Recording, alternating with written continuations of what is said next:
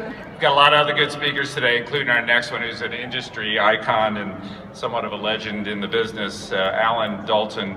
His background includes being president of a multi-office real estate agency, as well as executive vice president for NRT, CEO of REALTOR.com, the president and co-founder of TownAdvisor.com, and he's been named one of NAR's 25 most influential real estate thought leaders. His topic today is, let's see here, market desegmentation versus niche marketing. Please join me in welcoming Allan Dalton. Thank you, Dave, for that very kind introduction, and good afternoon to each and every one of you. Last night in the casino, the blackjack dealer told me that he can always tell when there's a real estate convention here in Atlantic City because realtors project such a professional image.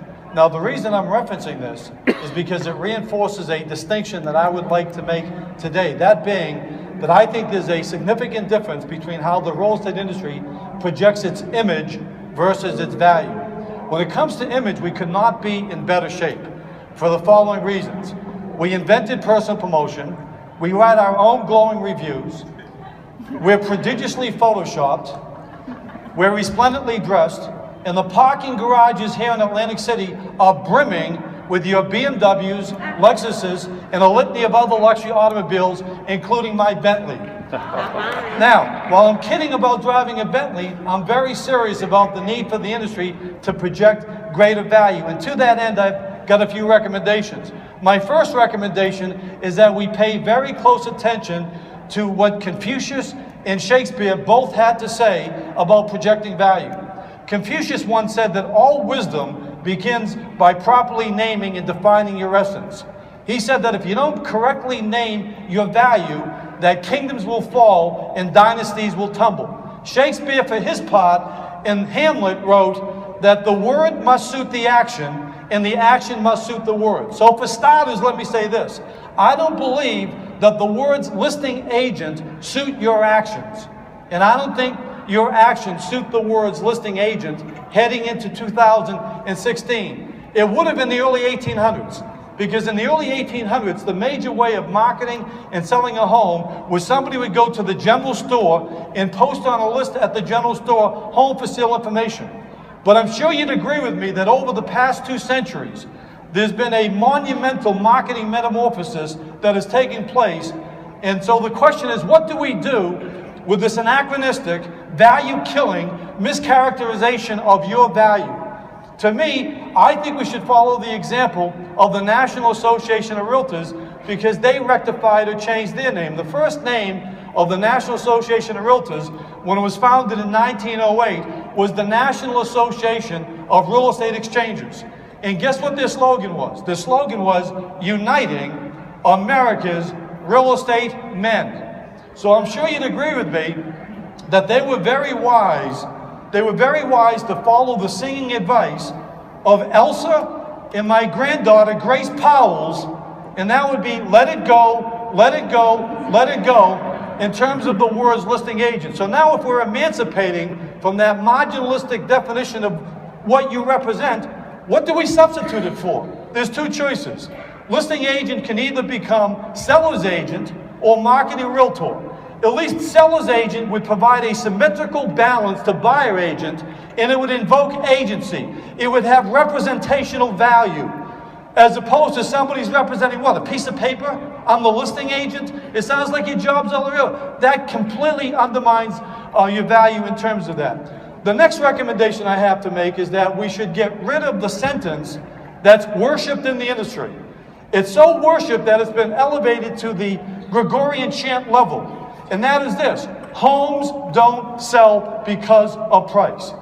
That's the all-time realtor value killer, because if the only reason that a home does not sell is because of price, then the only reason a home does sell is because of price, and that deflates the value of everybody in this room to the level of an overpaid appraiser.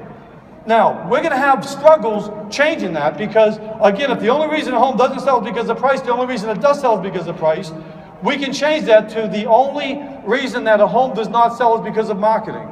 Because price is part of marketing. But that will be a challenge for this reason.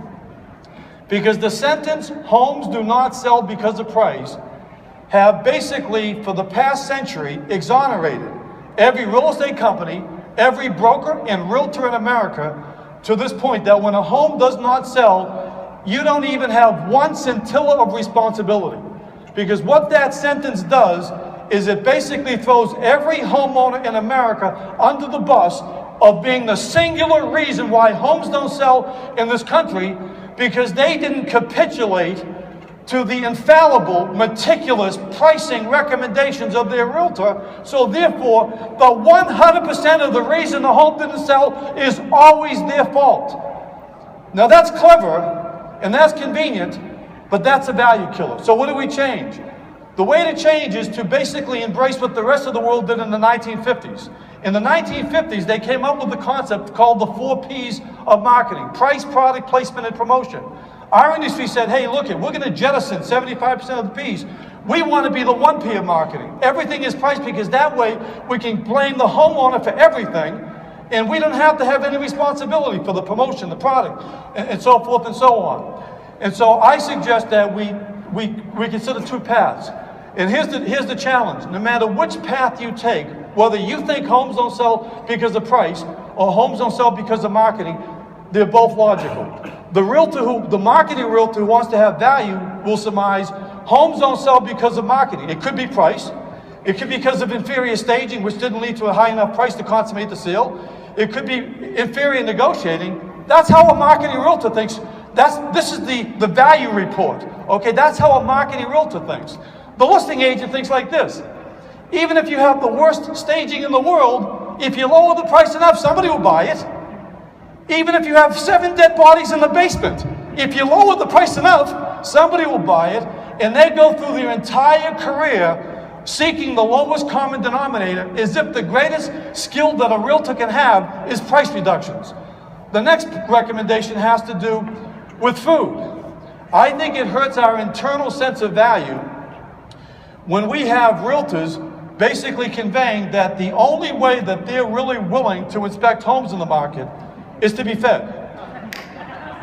We're converting the industry into caravans of gastronomic incinerators and caterers.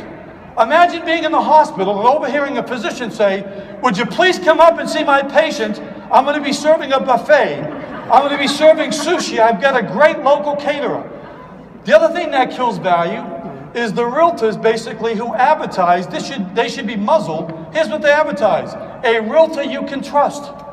That indicts and pulls down the value of every realtor in the country. I think that's an ethics charge as far as I'm concerned. It reminds me, I hate to say this regrettably, but one of my realtors, I had a problem with the way she positioned the industry. I went on a marketing presentation with her, and the homeowner said, hey, by the way, just so you know, we're going to be interviewing John from XYZ Company. And I'll never forget what she said. Oh, I know John. I have a lot of respect for John. Oh my God, he's done a great job turning his life around. And so the point is you've got to be, the other thing that hurts value is when realtors apologize for what they do. Hey Max, what do you do for a living? Well, I'm in real estate, but I used to be a teacher. Well, I'm in real estate, but I was 25 years with the government. That's like somebody saying, I'd like you to meet my wife Alice, and here's my ex-wife Betty. That kills value. Another thing that kills value, it's not as prevalent today as it was in the past, is all the real estate companies that would advertise in the newspaper that one of their associates just completed Quick Start. That wasn't an announcement, that's a warning. That's basically saying to the public, you have a chance to work with our least knowledgeable, skilled person. One of the reasons that I was able to fly here yesterday from California, is because when I got on the plane, the pilots didn't say, sit back and relax. The co-pilot and I just completed Quick Start, okay? Another thing that hurts our value is that we should absolutely have a national exorcism over the word comps. It denigrates people, it dehumanizes people. It's the same thing as going to somebody's home and saying, let's get started, we're looking at some comparable children. I've got some pictures here. And it's so dehumanizing to people, it blows up in the face of every realtor, and because they feel less value, the principle of reciprocity, they extend that inference to you in terms of that. How do you change that? You don't say comps. You don't say, let's take a look at some similar homes. Every time you ever say, let's take a look at some similar homes, every homeowner you've ever said that to says the same thing. But they don't have 5 bedrooms. But they don't have a new kitchen. When are we going to learn as an industry? We're killing people. Change that expression to this. Let's take a look at properties that buyers will be evaluating at the same time they're evaluating your home. We don't have to keep offending people because it's killing value. And someday it's going to come back to haunt people. The next suggestion has to do with the way we present pricing. I remember reading that in the information age, the lowest professional value is at the level of data and information, and the highest professional value is at the level of knowledge and wisdom. We have become an industry of data mongers in terms of introducing price. I may not be right, but I'm convinced that basically every realtor in America has been trained to introduce price this way. Well, folks, I went into the computer. I have some information here for you. This would be homes on the market. That would be your competition. This is the list of sales price, his days on the market, his absorption rate. And I also have some macro and micro information. That's why realtors lose listings, because that is so utterly unprofessional. Now, I don't have the time to give you the alternative, but I have developed a 10-minute video. If you email me at allandaltonconsulting.com, I'll send it to you. It will transform the way in which you introduce pricing. You'll still use exactly the same data. You'll still make the same pricing recommendations, but your meeting won't culminate with them saying, we've got to think it over. Because when they're telling you they've got to think it over, it's because they're traumatized with the way the subject is being handled. It's not because they need another week to review your testimonials or give us more time to go over. We hear there's open houses. The next point that I'd like to talk about has to do with what Stefan, who's a real treasure to the industry, what Stefan had to say about the center of the transaction. I've heard so many brokers over the year proclaim at conventions and so-called industry leaders, we've got to keep realtors at the center of the transaction. That is catastrophically naive. That's precisely what the people that I refer to as cyberspace carpetbaggers, that's where they want to confine realtor value to. Let me tell you who the master of the center of the transaction is. Now, I can't discuss individual commissions, that's unethical, but I can discuss stock brokerage commissions and commodity commissions. If you had $1 million of stock to sell on E-Trade, your commission would be about $10. That would be the fee that they get. Because that's all they deserve. Why? Because they're at the center of the transaction. They're not the reason why people buy stock. They don't price it, they don't negotiate it. It's a transaction. It's not managing, marketing, and nurturing a lifestyle decision. But I actually used to hear people in this industry try to compare stock and commodities to real estate. It's completely different. And so the key in terms of not being at the center of the transaction is how can you add value beyond the transaction? And as I come near to the end here, I'd like to give you 2 great examples of this. The first example has to do with something that I heard on Meet the Press about 10 years ago. Mayor Bloomberg was asked, what is the greatest threat to New York? And his answer fascinated me. He said, the greatest threat to New York is London, because we compete for the same talent. So when somebody asks you, a homeowner, or you introduce, how are you different? Rather than see that as an opportunity for self-aggrandizement, I'd rather have you say this. Folks, rather than focus on how I'm different, I'd rather focus on how we have to make your property different. I don't compete against other realtors, but your home competes against other homes. I actually cooperate with the other realtors, but your home doesn't cooperate. And your home is in a fierce competition with the other properties on the market, and I'm going to show you how we're going to manage that. But not only does your home compete against other homes, but your town competes against other towns. Do you think that, would you agree with that? Is that how the world works? The real estate industry is massively more evolved than marketing properties in towns, cities, and states. A great example of getting away from the center of the transaction and adding value, and instead of sending it instead of being on supermarket carriages. And by the way, I had somebody call me about a month ago and said, Allan, I'm no longer on the supermarket carriages. I said, why not? He says, I went home and my 12-year-old daughter was weeping. I said, what? Why? He said, I went home and she said, Daddy, all my friends at school think you're missing. But the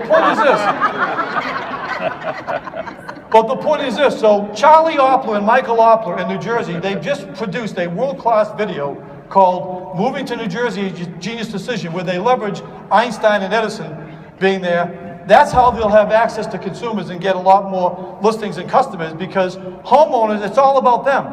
And we think of the community, of community involvement, as opposed to marketing the community like you market a home. And the last point I want to say in the last few seconds here is this. Because I was in brokerage for so many years in New Jersey and have a lot of friends, people have come up to me and said, Allan, what have you done since you've left Realtor.com? I want to tell you, I've created a website, co-developed a website called TownAdvisor.com. Like TripAdvisor, Home Advisor, it's based on this premise. The industry, all the tech companies capitulated to the level of aggregation that existed in the industry. We aggregated homes for sale. We hadn't aggregated towns, cities, and neighborhoods. But according to NAR research, people are more willing to compromise on the home than the town, city, and neighborhood. So TownAdvisor.com takes either one company or one associate in every town in America and positions them as the real estate town advocate with a website and a video. And I encourage you to go to TownAdvisor.com, even though I think for most of you it probably would not fit your present business model, but I think it will give the clearest explanation, in my view, where the value of the industry has to head because of the commoditization of the marketing of homes, independent and notwithstanding of your great staging and negotiating skills. With that, I'd like to thank you very much for your kind attention. God bless you, and God bless your real estate value. Thank you.